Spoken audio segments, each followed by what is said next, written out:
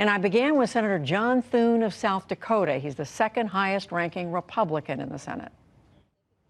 Senator Thune, thank you very much for joining us. So what is your view of this new compromise voting rights measure with so much input from Senator Joe Manchin of West Virginia, who's been working relentlessly to come up with something that Republicans can support?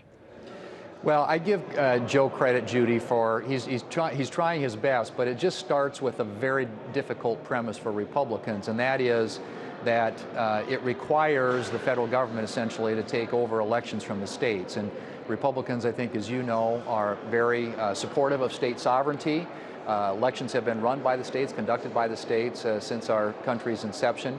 And we believe it works there. We believe this legislation is a solution in search of a problem, that there isn't anything out there. We had record turnout in the last election, highest turnout in a presidential election in 2020 since the year 1900, 120 years in American history. And states are, as they always are most years, looking for ways to improve and strengthen election integrity and security. Some of those ways, it sounds like, are running against the grain, or Democrats here in Washington.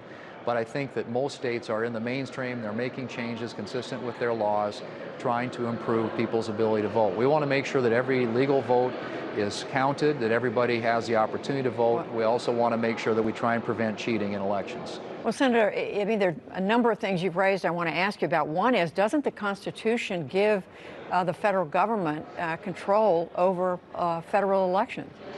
Well, the federal government does have some control over elections with respect to time, place, and manner. But in terms of conduct of elections, states have always done that. We've always deferred to them. It's something that's been relegated to the states. And it's worked well, I think, throughout our nation's history.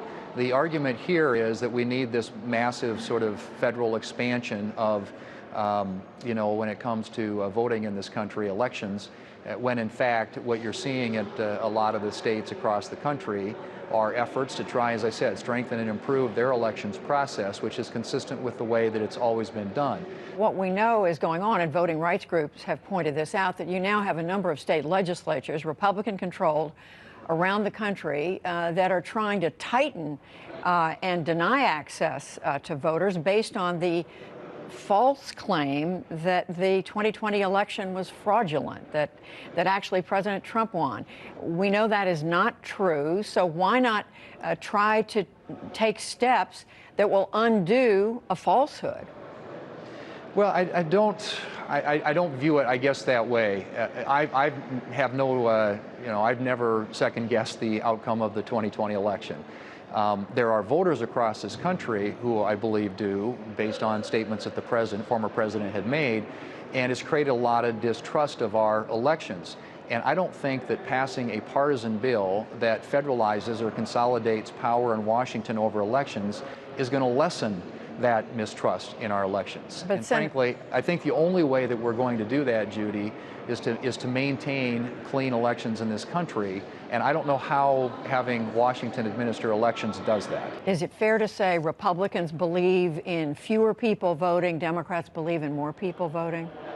No, that's not true. We want everybody who can cast a ballot. We want to encourage people to vote. We want those who are legal to vote legally. We want to discourage people from voting illegally or cheating in elections, but we want everybody to vote. This isn't about fewer people voting. I think the Democrats do believe that if some of these changes that they're intending to make tip the playing field to their advantage. They create a partisan advantage on the FEC, for example. They have taxpayer financing of elections. They require, in some cases, the IRS to look at these tax-exempt organizations and determine whether or not they agree with what their objectives are before they allow them to have the tax status that they would get otherwise under the law. There are a lot of changes in here that are fundamentally designed to skew the playing field in favor of Democrats. Quickly, Senator, I want to ask you about infrastructure. Is it your sense that you're close to some kind of an agreement on that and how to pay for it? Well, I think we are close, and I think this is an issue on which there is room for bipartisan agreement. This is an issue that should be bipartisan. The complicated part is the pay-fors, and and the details do matter. I think there's a structure out there that a number of Republicans and Democrats have endorsed. Directionally, I think it's moving in the right direction, but filling in the details is going to be important to all this, and being able to work with the White House. Ultimately, it's got to be something that the president would be willing to sign into law. But I'm all for putting together a package that could attract a big vote in the Senate and in the House, get signed into law by the president. I think infrastructure is something the American people do expect us to be working on, and probably, frankly, would rather be we would working on that than an election bill that puts Washington in charge of their elections in this country. Senator John Thune, thank you very much. Good to have you with us. Thanks, Judy. Good to be with you.